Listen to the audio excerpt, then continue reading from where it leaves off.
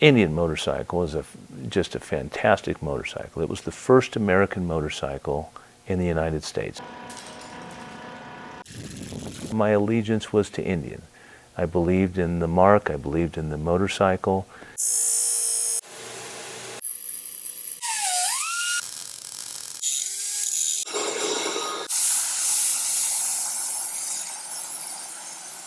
For 36, 37 years have refurbished Indian motorcycles for people all around the world.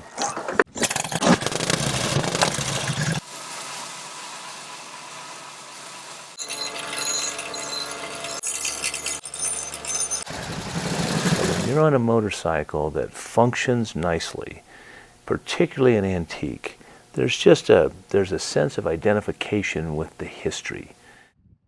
And so you go back in time. You identify back 40, 50, 60 years ago. It's easy to go back there in your mind.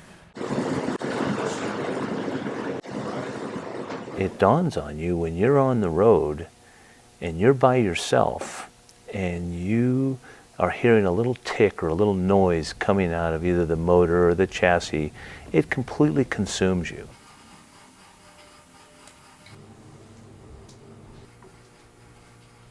I feel strongly about so many different operations, particularly with inside the engines. When you get through them, you have kind of created character. Just setting up a set of flywheels kind of determines how this whole thing is going to feel through the seat of your pants when you fire this thing up. You can't have a desire to really want to deliver the very best product, and then in that process, as you're putting it together, to even conceive of cutting corners. I've always kind of had to fight the imbalance of working too much. But it's an amazing process. It's metal, and so it's a wonderful thing when people see it happening, but it's what we do. We're fabricators. We move metal, we restore parts. I would say that our legacy is that we have resurrected a lot of old rusty iron that would have never seen the road, that is now back on the road.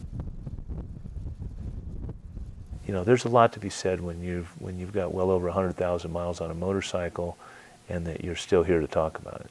Life's like a do-it-yourself project. You gotta keep your rubber on the road.